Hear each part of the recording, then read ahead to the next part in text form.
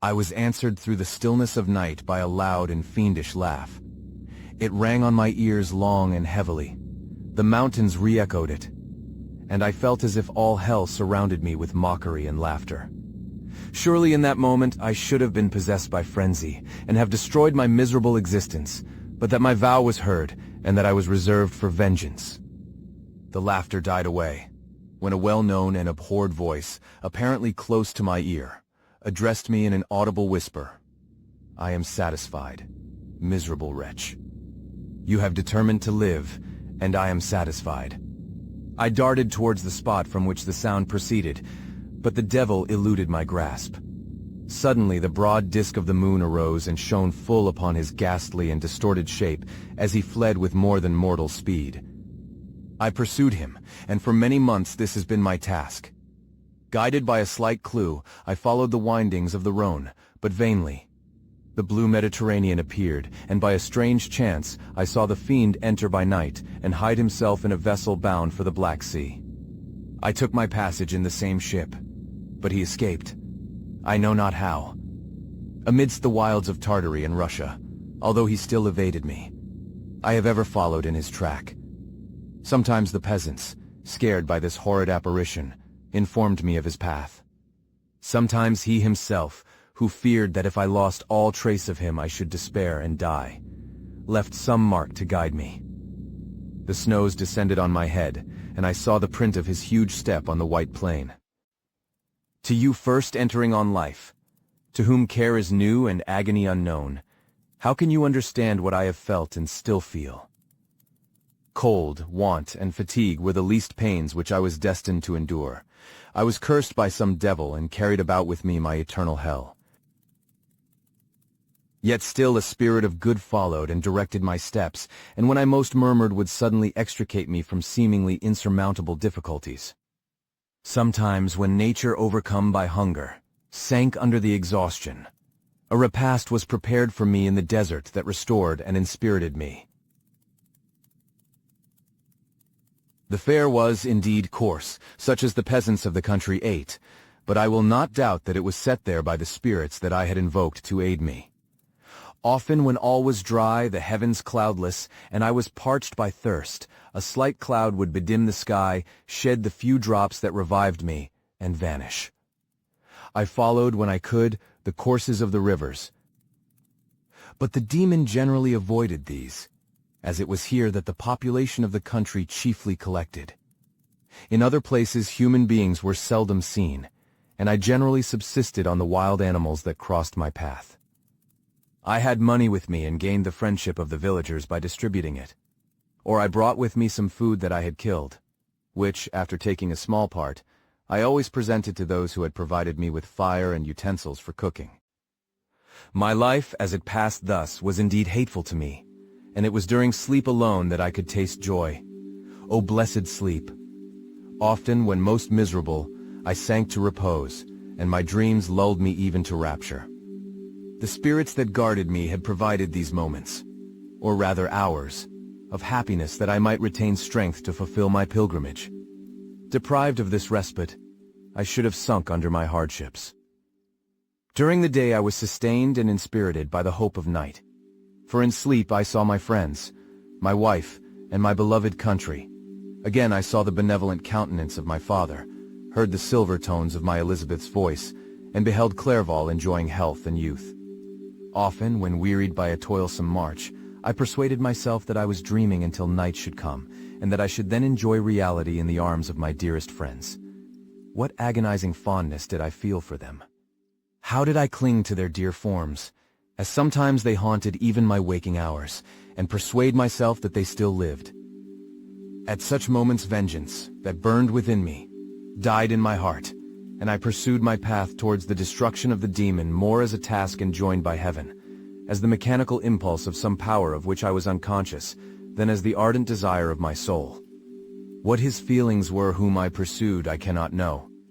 Sometimes indeed he left marks in writing on the barks of the trees, or cut in stone that guided me and instigated my fury. My reign is not yet over. These words were legible in one of these inscriptions. You live, and my power is complete. Follow me.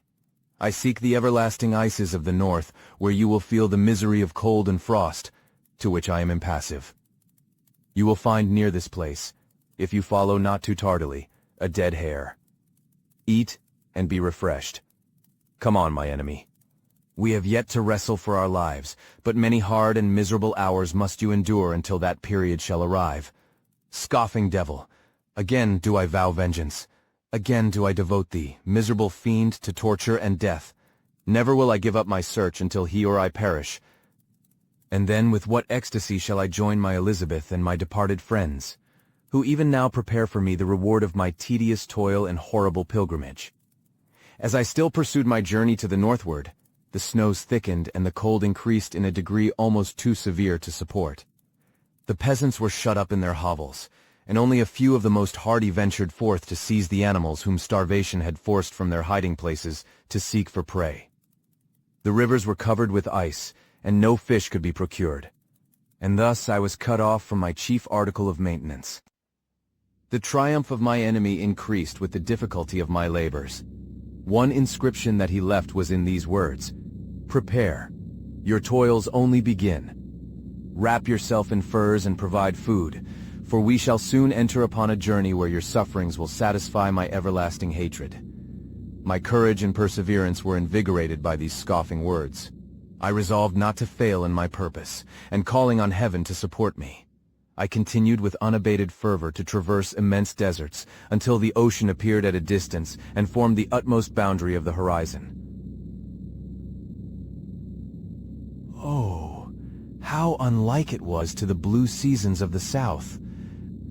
Covered with ice, it was only to be distinguished from land by its superior wildness and ruggedness. The Greeks wept for joy when they beheld the Mediterranean from the hills of Asia, and hailed with rapture the boundary of their toils. I did not weep, but I knelt down and with a full heart thanked my guiding spirit for conducting me in safety to the place where I hoped, notwithstanding my adversary's gibe, to meet and grapple with him. Some weeks before this period I had procured a sledge and dogs, and thus traversed the snows with inconceivable speed. I know not whether the fiend possessed the same advantages, but I found that, as before I had daily lost ground in the pursuit, I now gained on him, so much so that when I first saw the ocean he was but 1 day's journey in advance, and I hoped to intercept him before he should reach the beach. With new courage, therefore, I pressed on, and in 2 days arrived at a wretched hamlet on the seashore. I inquired of the inhabitants concerning the fiend and gained accurate information. A gigantic monster, they said, had arrived the night before, armed with a gun and many pistols, putting to flight the inhabitants of a solitary cottage through fear of his terrific appearance. He had carried off their store of winter food, and placing it in a sledge, to draw which he had seized on a numerous drove of trained dogs, he had harnessed them, and the same night, to the joy of the horror-struck villagers, had pursued his journey across the sea in a direction that led to no land, and they conjectured that he must speedily be destroyed by the breaking of the ice, or frozen by the eternal frosts. On hearing this information, I suffered a temporary access of despair. He had escaped me, and I must commence a destructive and almost endless journey across the mountainous ices of the ocean, amidst cold that few of the inhabitants could long endure, and which I, the native of a genial and sunny climate, could not hope to survive. Yet at the idea that the fiend should live and be triumphant, my rage and vengeance returned, and like a mighty tide, overwhelmed every other feeling. After a slight repose, during which the spirits of the dead hovered round and instigated me to toil and revenge, I prepared for my journey. I exchanged my land sledge for one fashioned for the inequalities of the frozen ocean, and purchasing a plentiful stock of provisions, I departed from land. I cannot guess how many days have passed since then, but I have endured misery, which nothing but the eternal sentiment of a just retribution burning within my heart could have enabled me to support. Immense and rugged mountains of ice often barred up my passage, and I often heard the thunder of the ground sea, which threatened my destruction. But again the frost came and made the paths of the sea secure. By the quantity of provision which I had consumed, I should guess that I had passed 3 weeks in this journey, and the continual protraction of hope, returning back upon the heart, often wrung bitter drops of despondency and grief from my eyes. Despair had indeed almost secured her prey, and I should soon have sunk beneath this misery. Once, after the poor animals that conveyed me had with incredible toil gained the summit of a sloping ice mountain, and one, sinking under his fatigue, died, I viewed the expanse before me with anguish, when suddenly my eye caught a dark speck upon the dusky plain. I strained my sight to discover what it could be, and uttered a wild cry of ecstasy when I distinguished a sledge and the distorted proportions of a well-known form within. Oh, with what a burning gush did hope revisit my heart! Warm tears filled my eyes, which I hastily wiped away, that they might not intercept the view I had of the demon, but still my sight was dimmed by the burning drops, until, giving way to the emotions that oppressed me, I wept aloud. But this was not the time for delay. I disencumbered the dogs of their dead companion, gave them a plentiful portion of food, and after an hour's rest, which was absolutely necessary, and yet which was bitterly irksome to me, I continued my route. The sledge was still visible, nor did I again lose sight of it except at the moments when for a short time some ice rock concealed it with its intervening crags. I indeed perceptibly gained on it, and when, after nearly 2 days' journey, I beheld my enemy at no more than a mile distant, my heart bounded within me. But now when I appeared almost within grasp of my foe, my hopes were suddenly extinguished, and I lost all trace of him more utterly than I had ever done before. A ground sea was heard. The thunder of its progress, as the waters rolled and swelled beneath me, became every moment more ominous and terrific. I pressed on, but in vain. The wind arose, the sea roared, and as with the mighty shock of an earthquake, it split and cracked with a tremendous and overwhelming sound. The work was soon finished. In a few minutes, a tumultuous sea rolled between me and my enemy, and I was left drifting on a scattered piece of ice that was continually lessening and thus preparing for me a hideous death. In this manner many appalling hours passed, several of my dogs died, and I myself was about to sink under the accumulation of distress when I saw your vessel riding at anchor and holding forth to me hopes of succor and life. I had no conception that vessels ever came so far north, and was astounded at the sight. I quickly destroyed part of my sledge to construct oars, and by these means was enabled, with infinite fatigue, to move my ice raft in the direction of your ship. I had determined, if you were going southwards, still to trust myself to the mercy of the seas, rather than abandon my purpose. I hoped to induce you to grant me a boat with which I could pursue my enemy, but your direction was northwards. You took me on board when my vigor was exhausted, and I should soon have sunk under my multiplied hardships into a death which I still dread, for my task is unfulfilled. Oh, when will my guiding spirit in conducting me to the Daemon allow me the rest I so much desire? Or must I die, and he yet live? If I do, swear to me, Walton, that he shall not escape, that you will seek him and satisfy my vengeance in his death. And do I dare to ask of you to undertake my pilgrimage, to endure the hardships that I have undergone? No, I am not so selfish. Yet when I am dead, if he should appear, if the ministers of vengeance should conduct him to you, swear that he shall not live. Swear that he shall not triumph over my accumulated woes and survive to add to the list of his dark crimes. He is eloquent and persuasive, and once his words had even power over my heart. But trust him not. His soul is as hellish as his form, full of treachery and fiend-like malice. Hear him not. Call on the names of William, Justine, Clerval, Elizabeth, my father, and of the wretched Victor, and thrust your sword into his heart. I will hover near and direct the steel aright. You have read this strange and terrific story, Margaret.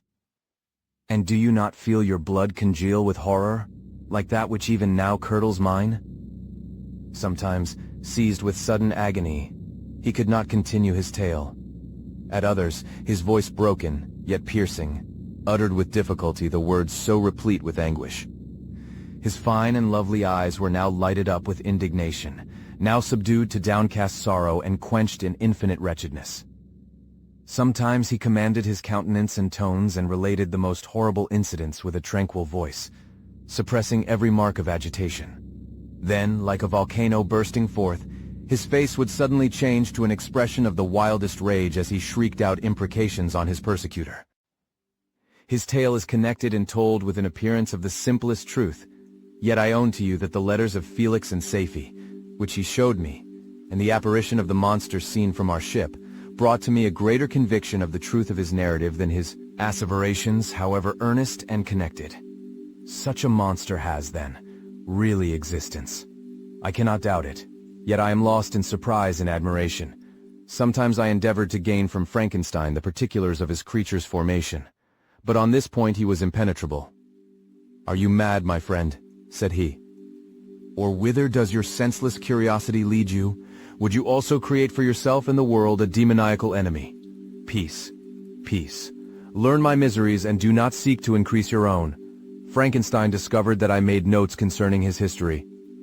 He asked to see them, and then himself corrected and augmented them in many places, but principally in giving the life and spirit to the conversations he held with his enemy. "Since you have preserved my narration," said he, "I would not that a mutilated one should go down to posterity. Thus has a week passed away, while I have listened to the strangest tale that ever imagination formed. My thoughts and every feeling of my soul have been drunk up by the interest for my guest, which this tale and his own elevated and gentle manners have created. I wish to soothe him, yet can I counsel one so infinitely miserable, so destitute of every hope of consolation, to live? Oh no! The only joy that he can now know will be when he composes his shattered spirit to peace and death. Yet he enjoys one comfort, the offspring of solitude and delirium. He believes that when in dreams he holds converse with his friends, and derives from that communion consolation for his miseries or excitements to his vengeance, that they are not the creations of his fancy, but the beings themselves who visit him from the regions of a remote world. This faith gives a solemnity to his reveries that render them to me almost as imposing and interesting as truth. Our conversations are not always confined to his own history and misfortunes. On every point of general literature he displays unbounded knowledge and a quick and piercing apprehension. His eloquence is forcible and touching, nor can I hear him, when he relates a pathetic incident or endeavors to move the passions of pity or love, without tears.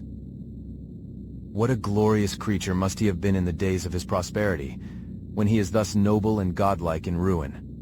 He seems to feel his own worth and the greatness of his fall. "When younger," said he, "I believed myself destined for some great enterprise. My feelings are profound, but I possessed a coolness of judgment that fitted me for illustrious achievements. This sentiment of the worth of my nature supported me when others would have been oppressed, for I deemed it criminal to throw away in useless grief those talents that might be useful to my fellow creatures. When I reflected on the work I had completed, no less a one than the creation of a sensitive and rational animal, I could not rank myself with the herd of common projectors. But this thought, which supported me in the commencement of my career, now serves only to plunge me lower in the dust. All my speculations and hopes are as nothing, and like the archangel who aspired to omnipotence, I am chained in an eternal hell. My imagination was vivid, yet my powers of analysis and application were intense. By the union of these qualities I conceived the idea and executed the creation of a man. Even now I cannot recollect without passion my reveries, while the work was incomplete. I trod heaven in my thoughts, now exulting in my powers, now burning with the idea of their effects. From my infancy I was imbued with high hopes and a lofty ambition. But how am I sunk? Oh, my friend, if you had known me as I once was, you would not recognize me in this state of degradation. Despondency rarely visited my heart. A high destiny seemed to bear me on, until I fell, never, never again to rise. Must I then lose this admirable being? I have longed for a friend. I have sought one who would sympathize with and love me. Behold, on these desert seas I have found such a one, but I fear I have gained him only to know his value and lose him. I would reconcile him to life, but he repulses the idea. "I thank you, Walton," he said, "for your kind intentions towards so miserable a wretch, but when you speak of new ties and fresh affections, think you that any can replace those who are gone? Can any man be to me as Clerval was, or any woman another Elizabeth? even where the affections are not strongly moved by any superior excellence. The companions of our childhood always possess a certain power over our minds which hardly any later friend can obtain. They know our infantine dispositions, which, however they may be afterwards modified, are never eradicated, and they can judge of our actions with more certain conclusions as to the integrity of our motives. A sister or a brother can never, unless indeed such symptoms have been shown early, suspect the other of fraud or false dealing, when another friend, however strongly he may be attached, may, in spite of himself, be contemplated with suspicion. But I enjoyed friends, dear not only through habit and association, but from their own merits, and wherever I am, the soothing voice of my Elizabeth and the conversation of Clerval will be ever whispered in my ear. They are dead, and but one feeling in such a solitude can persuade me to preserve my life. If I were engaged in any high undertaking or design, fraught with extensive utility to my fellow creatures, then could I live to fulfill it. But such is not my destiny. I must pursue and destroy the being to whom I gave existence. Then my lot on earth will be fulfilled and I may die. I write to you, encompassed by peril and ignorant, whether I am ever doomed to see again dear England and the dearer friends that inhabit it. I am surrounded by mountains of ice, which admit of no escape, and threaten every moment to crush my vessel. The brave fellows whom I have persuaded to be my companions look towards me for aid, but I have none to bestow. There is something terribly appalling in our situation, yet my courage and hopes do not desert me. Yet it is terrible to reflect that the lives of all these men are endangered through me. If we are lost, my mad schemes are the cause. And what, Margaret, will be the state of your mind? You will not hear of my destruction, and you will anxiously await my return. Years will pass, and you will have visitings of despair, and yet be tortured by hope. Oh, my beloved sister, the sickening failing of your heartfelt expectations is, in prospect, more terrible to me than my own death. But you have a husband and lovely children. You may be happy. Heaven bless you and make you so.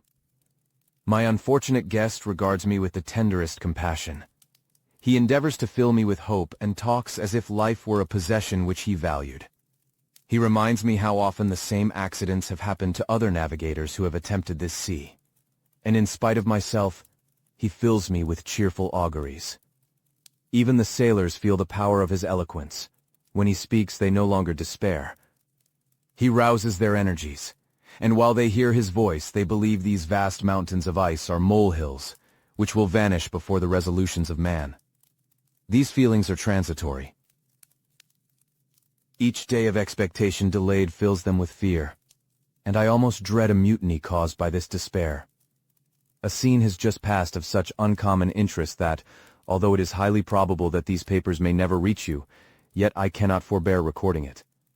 We are still surrounded by mountains of ice, still in imminent danger of being crushed in their conflict. The cold is excessive, and many of my unfortunate comrades have already found a grave amidst this scene of desolation. Frankenstein has daily declined in health. A feverish fire still glimmers in his eyes, but he is exhausted, and when suddenly roused to any exertion, he speedily sinks again into apparent lifelessness. I mentioned in my last letter the fears I entertained of a mutiny. This morning, as I sat watching the wan countenance of my friend, his eyes half closed and his limbs hanging listlessly, I was roused by half a dozen of the sailors, who demanded admission into the cabin. They entered, and their leader addressed me. He told me that he and his companions had been chosen by the other sailors to come in deputation to me, to make me a requisition which, in justice, I could not refuse. We were immured in ice and should probably never escape. But they feared that if, as was possible, the ice should dissipate and a free passage be opened, I should be rash enough to continue my voyage and lead them into fresh dangers, after they might happily have surmounted this. They insisted, therefore, that I should engage with a solemn promise that if the vessel should be freed, I would instantly direct my course southwards. This speech troubled me. I had not despaired, nor had I yet conceived the idea of returning if set free. Yet could I, in justice, or even in possibility, refuse this demand? I hesitated before I answered, when Frankenstein, who had at first been silent and indeed appeared hardly to have force enough to attend, now roused himself. His eyes sparkled, and his cheeks flushed with momentary vigor. Turning towards the men, he said, "What do you mean? What do you demand of your captain? Are you, then, so easily turned from your design? Did you not call this a glorious expedition? And wherefore was it glorious? Not because the way was smooth and placid as a southern sea, but because it was full of dangers and terror. Because at every new incident your fortitude was to be called forth and your courage exhibited. Because danger and death surrounded it, and these you were to brave and overcome. For this was it a glorious, for this was it an honorable undertaking. You were hereafter to be hailed as the benefactors of your species, your names adored as belonging to brave men who encountered death for honor and the benefit of mankind. And now, behold, with the first imagination of danger, or, if you will, the first mighty and terrific trial of your courage, you shrink away and are content to be handed down as men who had not strength enough to endure cold and peril. And so, poor souls, they were chilly and returned to their warm firesides. Why, that requires not this preparation. Ye need not have come thus far and dragged your captain to the shame of a defeat merely to prove yourselves cowards. Oh, be men, or be more than men. Be steady to your purposes and firm as a rock. This ice is not made of such stuff as your hearts may be. It is mutable and cannot withstand you if you say that it shall not. Do not return to your families with the stigma of disgrace marked on your brows. Return as heroes who have fought and conquered, and who know not what it is to turn their backs on the foe." He spoke this with a voice so modulated to the different feelings expressed in his speech, with an eye so full of lofty design and heroism, that can you wonder that these men were moved? They looked at one another and were unable to reply. I spoke. I told them to retire and consider of what had been said, that I would not lead them farther north if they strenuously desired the contrary, but that I hoped that, with reflection,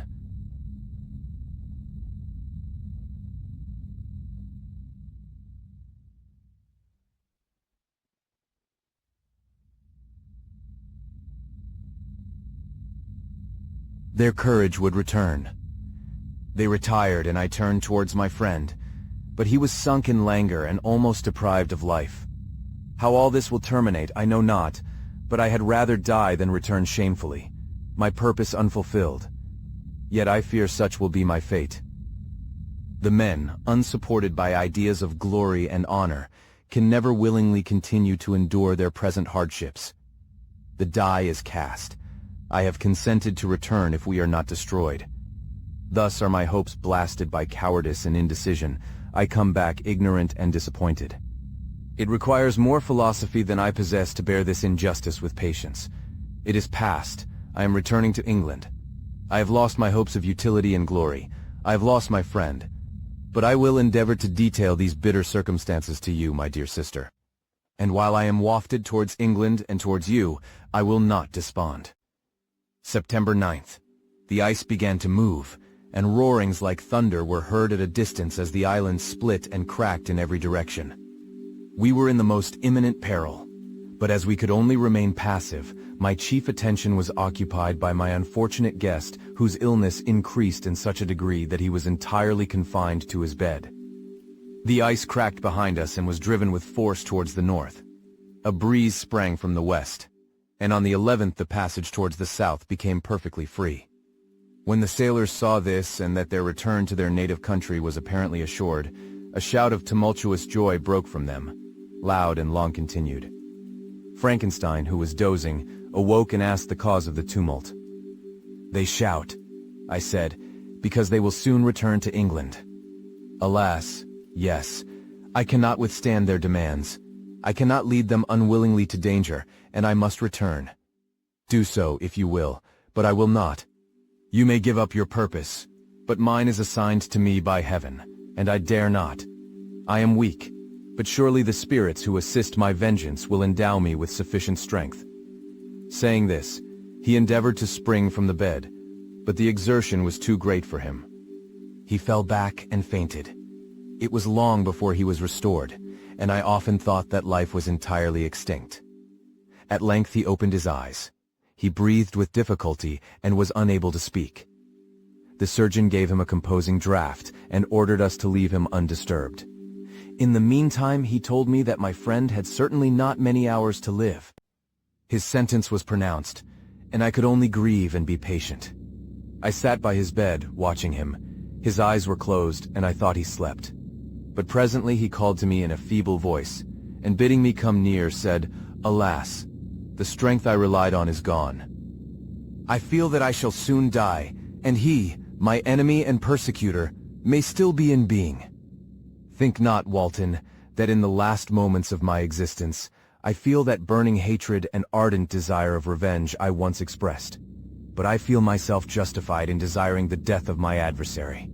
During these last days I have been occupied in examining my past conduct, nor do I find it blamable. In a fit of enthusiastic madness, I created a rational creature, and was bound towards him to assure, as far as was in my power, his happiness and well-being. This was my duty, but there was another still paramount to that. My duties towards the beings of my own species had greater claims to my attention because they included a greater proportion of happiness or misery. Urged by this view, I refused, and I did right in refusing, to create a companion for the first creature. He showed unparalleled malignity and selfishness in evil. He destroyed my friends. He devoted to destruction beings who possessed exquisite sensations, happiness, and wisdom. Nor do I know where this thirst for vengeance may end. Miserable himself that he may render no other wretched, he ought to die. The task of his destruction was mine, but I have failed. When actuated by selfish and vicious motives, I asked you to undertake my unfinished work, and I renew this request now, when I am only induced by reason and virtue. Yet I cannot ask you to renounce your country and friends to fulfill this task. And now that you are returning to England, you will have little chance of meeting with him. But the consideration of these points, and the well-balancing of what you may esteem your duties, I leave to you. My judgment and ideas are already disturbed by the near approach of death. I dare not ask you to do what I think right, for I may still be misled by passion. That he should live to be an instrument of mischief disturbs me. In other respects, this hour, when I momentarily expect my release, is the only happy one which I have enjoyed for several years. The forms of the beloved dead flit before me, and I hasten to their arms. Farewell, Walton. Seek happiness in tranquility, and avoid ambition, even if it be only the apparently innocent one of distinguishing yourself in science and discoveries. Yet why do I say this? I have myself been blasted in these hopes. Yet another may succeed. His voice became fainter as he spoke, and at length, exhausted by his effort, he sank into silence. About half an hour afterwards he attempted again to speak, but was unable. He pressed my hand feebly, and his eyes closed forever, while the irradiation of a gentle smile passed away from his lips. Margaret, what comment can I make on the untimely extinction of this glorious spirit? What can I say that will enable you to understand the depth of my sorrow? All that I should express would be inadequate and feeble. My tears flow. My mind is overshadowed by a cloud of disappointment. But I journey towards England, and I may there find consolation. I am interrupted. What do these sounds portend? It is midnight. The breeze blows fairly, and the watch on deck scarcely stir. Again there is a sound as of a human voice, but hoarser. It comes from the cabin where the remains of Frankenstein still lie. I must arise and examine. Good night, my sister. Great God! What a scene has just taken place. I am yet dizzy with the remembrance of it. I hardly know whether I shall have the power to detail it, yet the tale which I have recorded would be incomplete without this final and wonderful catastrophe. I entered the cabin where lay the remains of my ill-fated and admirable friend. Over him hung a form which I cannot find words to describe, gigantic in stature, yet uncouth and distorted in its proportions. As he hung over the coffin, his face was concealed by long locks of ragged hair. But one vast hand was extended, in color and apparent texture like that of a mummy. When he heard the sound of my approach, he ceased to utter exclamations of grief and horror, and sprung towards the window. Never did I behold a vision so horrible as his face, of such loathsome yet appalling hideousness. I shut my eyes involuntarily and endeavored to recollect what were my duties with regard to this destroyer. I called on him to stay. He paused, looking on me with wonder, and again turning towards the lifeless form of his creator. He seemed to forget my presence, and every feature and gesture seemed instigated by the wildest rage of some uncontrollable passion. "That is also my victim," he exclaimed. "In his murder my crimes are consummated. The miserable series of my being is wound to its close. Oh, Frankenstein, generous and self-devoted being, what does it avail that I now ask thee to pardon me? I, who irretrievably destroyed thee by destroying all thou lovedest. Alas, he is cold. He cannot answer me." His voice seemed suffocated, and my first impulses, which had suggested to me the duty of obeying the dying request of my friend in destroying his enemy, were now suspended by a mixture of curiosity and compassion. I approached this tremendous being. I dared not again raise my eyes to his face. There was something so scaring and unearthly in his ugliness. I attempted to speak, but the words died away on my lips. The monster continued to utter wild and incoherent self-reproaches. At length I gathered resolution to address him in a pause of the tempest of his passion. "Your repentance," I said, "is now superfluous. If you had listened to the voice of conscience and heeded the stings of remorse, before you had urged your diabolical vengeance to this extremity, Frankenstein would yet have lived." "And do you dream?" said the demon. "Do you think that I was then dead to agony and remorse? He continued, pointing to the corpse, he suffered not in the consummation of the deed. Oh, not the 10,000th portion of the anguish that was mine during the lingering detail of its execution. A frightful selfishness hurried me on, while my heart was poisoned with remorse. Think you that the groans of Clerval were music to my ears? My heart was fashioned to be susceptible of love and sympathy, and when wrenched by misery to vice and hatred, it did not endure the violence of the change without torture such as you cannot even imagine. After the murder of Clerval I returned to Switzerland, heartbroken and overcome. I pitied Frankenstein. My pity amounted to horror. I abhorred myself. But when I discovered that he, the author at once of my existence and of its unspeakable torments, dared to hope for happiness, that while he accumulated wretchedness and despair upon me, he sought his own enjoyment in feelings and passions from the indulgence of which I was for. Ever barred, then impotent envy and bitter indignation filled me with an insatiable thirst for vengeance. I recollected my threat and resolved that it should be accomplished. I knew that I was preparing for myself a deadly torture, but I was the slave, not the master, of an impulse which I detested yet could not disobey. Yet when she died, nay, then I was not miserable. I had cast off all feeling, subdued all anguish, to riot in the excess of my despair. Evil thenceforth became my good. Urged thus far, I had no choice but to adapt my nature to an element which I had willingly chosen. The completion of my demoniacal design became an insatiable passion. And now it is ended. There is my last victim. I was at first touched by the expressions of his misery. Yet, when I called to mind what Frankenstein had said of his powers of eloquence and persuasion, and when I again cast my eyes on the lifeless form of my friend, indignation was rekindled within me. "Wretch," I said, "it is well that you come here to whine over the desolation that you have made. You throw a torch into a pile of buildings, and when they are consumed, you sit among the ruins and lament the fall. Hypocritical fiend! If he whom you mourn still lived, still would he be the object, again would he become the prey of your accursed vengeance. It is not pity that you feel. You lament only because the victim of your malignity is withdrawn from your power." "Oh, it is not thus, not thus," interrupted the being. "Yet such must be the impression conveyed to you by what appears to be the purport of my actions. Yet I seek not a fellow feeling in my misery. No sympathy may I ever find. When I first sought it, it was the love of virtue, the feelings of happiness and affection with which my whole being overflowed, that I wished to be participated. But now that virtue has become to me a shadow, and that happiness and affection are turned into bitter and loathing despair, in what should I seek for sympathy? I am content to suffer alone while my suffering shall endure. When I die, I am well satisfied that abhorrence and opprobrium should load my memory. Once my fancy was soothed with dreams of virtue, of fame, and of enjoyment. Once I falsely hoped to meet with beings who, pardoning my outward form, would love me for the excellent qualities which I was capable of unfolding. I was nourished with high thoughts of honor and devotion, but now crime has degraded me beneath the meanest animal. No guilt, no mischief, no malignity, no misery can be found comparable to mine. When I run over the frightful catalogue of my sins, I cannot believe that I am the same creature whose thoughts were once filled with sublime and transcendent visions of the beauty and the majesty of goodness.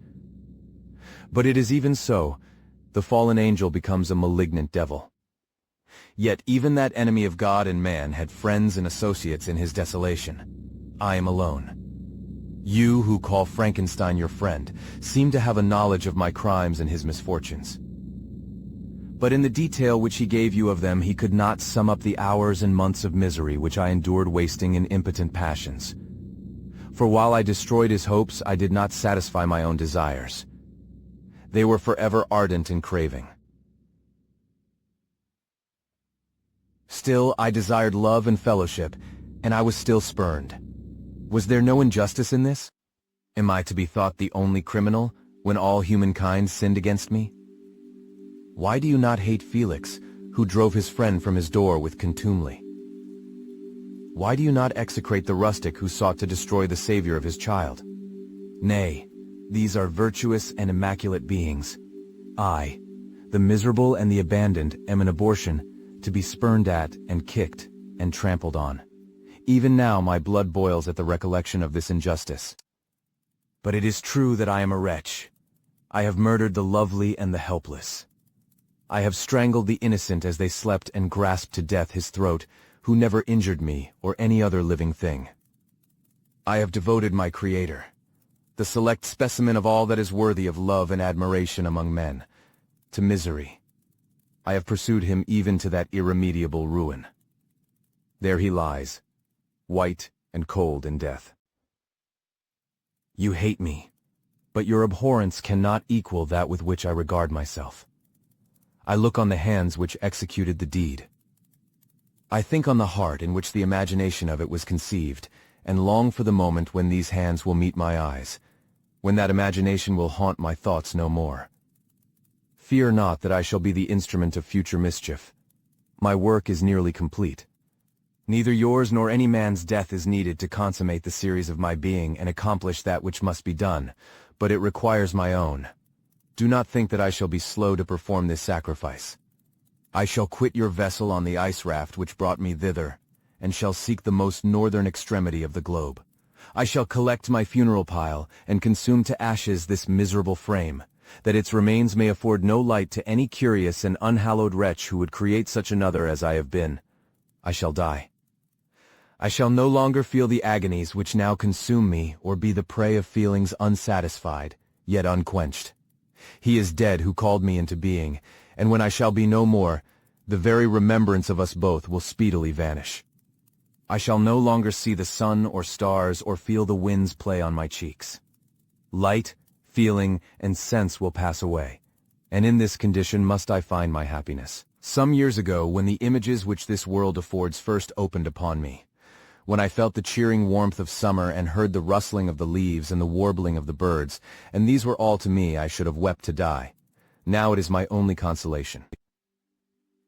Polluted by crimes and torn by the bitterest remorse, where can I find rest but in death? Farewell. I leave you, and in you the last of humankind whom these eyes will ever behold. Farewell, Frankenstein. If thou wert yet alive and yet cherished a desire of revenge against me, it would be better satiated in my life than in my destruction. But it was not so. Thou didst seek my extinction, that I might not cause greater wretchedness. And if yet, in some mode unknown to me, thou hadst not ceased to think and feel, thou wouldst not desire against me a vengeance greater than that which I feel. Blasted as thou wert, my agony was still superior to thine, for the bitter sting of remorse will not cease to rankle in my wounds until death shall close them forever. But soon, he cried with sad and solemn enthusiasm, I shall die, and what I now feel be no longer felt. Soon these burning miseries will be extinct. I shall ascend my funeral pile triumphantly and exult in the agony of the torturing flames. The light of that conflagration will fade away. My ashes will be swept into the sea by the winds. My spirit will sleep in peace, or if it thinks, it will not surely think thus. Farewell. He sprang from the cabin window as he said this, upon the ice raft which lay close to the vessel. He was soon borne away by the waves and lost in darkness and distance.